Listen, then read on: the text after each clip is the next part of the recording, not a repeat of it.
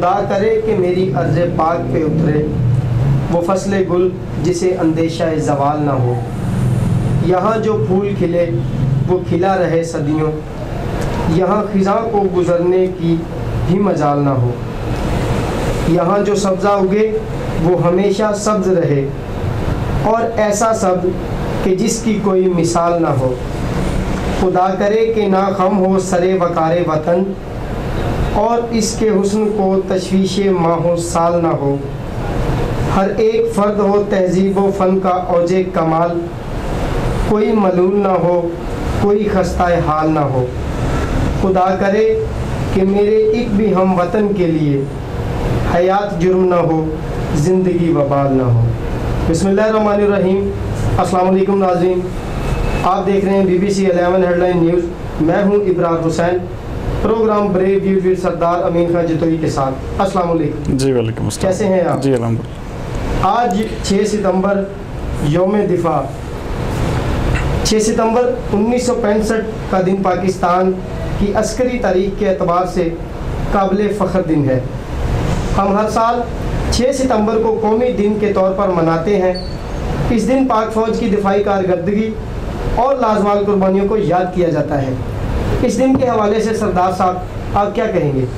बिस्मिल्लाहिर्रहमानिर्रहीम। इब्रार साहब, आज का दिन वाकई हमें वो याद दिलाता है कि वो जज्बा, वो जुनून, वो जोश, वो एक ऐसा लम्हा था जब, जिसे कहते हैं हमारे बड़े, हमारे आबाओ अजदाद हमें बताते हैं, वो एक जिसे कहते हैं ना मिटने वाली ना भूलने वाली कहानी है। और जिस तरह से पूरी कौम ने अपनी फ़ौज के पीछे सीसा पलाई दीवार की तरह खड़ी हुई, मैं बल्कि सुनता हूँ तो मेरे रोंगटे खड़े हो जाते हैं कि जब 1965 को पाकिस्तान पर हमला किया गया, इंडिया ने यह सोचा था कि वो जैसे वो कहते हैं ना कि नाश्ता हम बैठ के जी फ़लाँ अनारकली में बैठ के हम नाश्ता करेंगे या फ़लाँ जगह पे हम हमला करके जो है ना पूरे मुल्क पे कब्ज़ा कर लेंगे। तो उनको उस वक़्त दंदान शिकन जवाब दिया पाकिस्तान फ़ौज ने।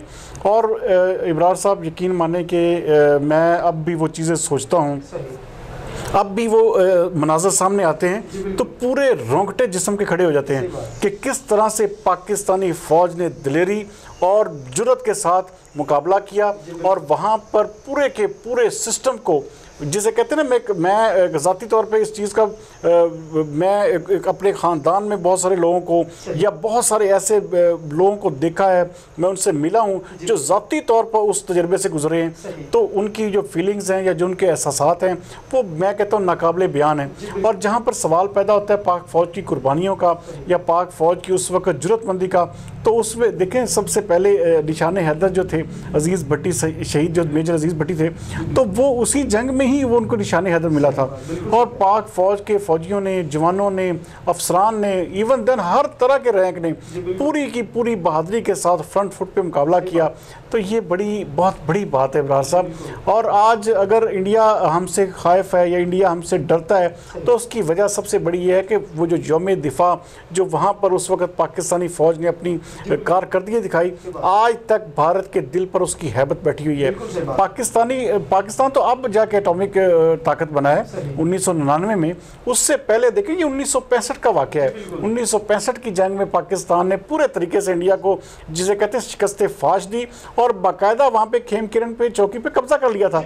तो इंडिया को लाले पड़ गए वहाँ पे। तो ये सारी चीज़ें जो हैं इब्रार साहब बहुत ज़्यादा एडमायरेबल के साथ साथ ये याद रखने वाली हैं। जो कौमें अपनी तारीख भूल जाती हैं वो कौमें मिट जाती हैं।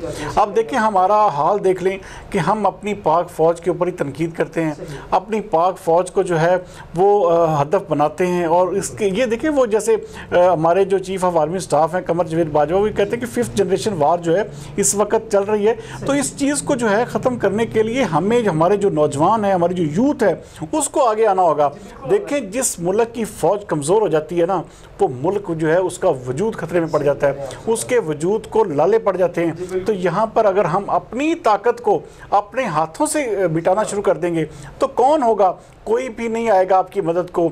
आप उम्मीद रखते हैं ना कि फ़लाँ मुल्क, आपने सब मुल्कों का हाथ देख लिया, सब अपने अपने जो है ना अपने अपने घर को प्यारे हैं, लेकिन वाहद हम हैं, हमारा कुछ ऐसे लोग हैं, कुछ ऐसे एलिमेंट्स हैं जो हमारी पाक फ़ौज को कमज़ोर करते हैं और उनके बारे में क्रिटिसिज्म का एक सिलसिला चला हुआ है। ये चीज़ें जो हैं बिल्कुल नहीं होनी चाहिए। मैं अब भी हुकूमत वक्त को कहूँगा इस हवाले से इंतहाई सख्त पॉलिसीज़ बनाएं और इस हवाले से ऐसे कानून बनाएं कि पाक फ़ौज पर तनकीद कम अज़ कम, देखें मेरे जैसा शहरी मैं नहीं बर्दाश्त कर सकता। सीधी सी बात है कि यहाँ पे देखें हम अपने ना एजेंडे की, अपने एक सियासी मकासद की तकमील के लिए या इन चीज़ों को परवान चलाने के लिए हम इन चीज़ों के ऊपर फोकस करते हैं और बड़ा जनाब उस पर क्रिटिसाइज़ करते हैं और पाक फ़ौज के अफसरान, पाक फ़ौज के ऊंचे रैंक्स और निचले रैंक्स में हमने एक दरार डालने की कोशिश करते हैं। तो ये चीज़ें जो है नहीं होनी चाहिए। इब्रार साहब ये बहुत बड़ी ज़्यादती है मुल्क के साथ। ये काम सी बात नहीं है कि आप इसको लेके आप साइड पे हो जाएंगे कि जी ये कोई ऐसा इशू नहीं है, बहुत बड़ा इशू है। इसको इस हुकूमत वक्त को भी एड्रेस करना चाहिए। इस हुकूमत वक्त को इस हवाले से ऐसे लाज तश्कील देने चाहिए जिसकी पदाश में कम अज़ कम कोई बंदा इस हवाले से क्रिटिसाइज़ करे तो वो एक किस्म का उसको पता हो कि मुझे ये सलाह मिलेगी। पाकिस्तान बहुत सी लाजवाब कुर्बानियों के बाद मिला, ये हमारी नई नस्ल को याद रखना चाहिए। बल्कि कई ऐसे नौजवान हैं अब भी उनके अंदर ये जज्बा हुब्बुल वतनी जो है वो है। बेशक हर नौजवान में ये होना चाहिए। इब्रार साहब देखें ना बंदे को नींद नहीं आती।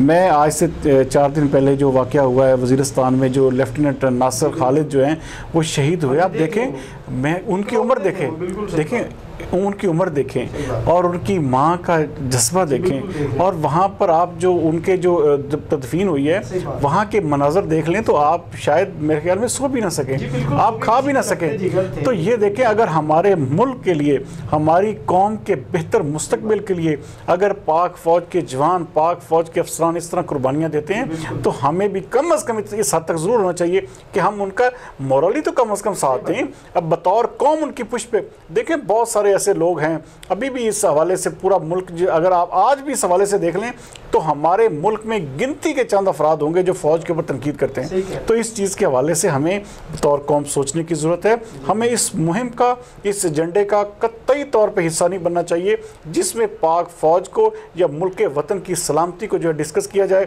या मुल्क वतन की सलामती के ऊपर कोई आँच आए।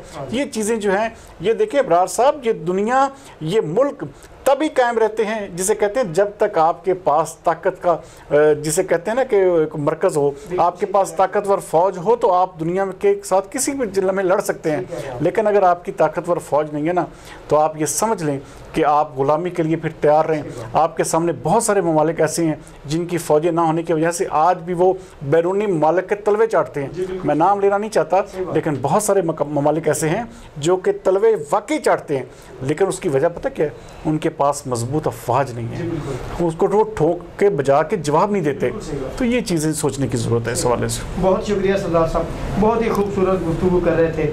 हम तो मिट जाएंगे ए आरज़ुए वतन, लेकिन तुमको जिंदा रहना है क़यामत की सहर होने तक। नाज़रीन, आज का ब्रेव व्यू इख्तिताम को पहुंचा।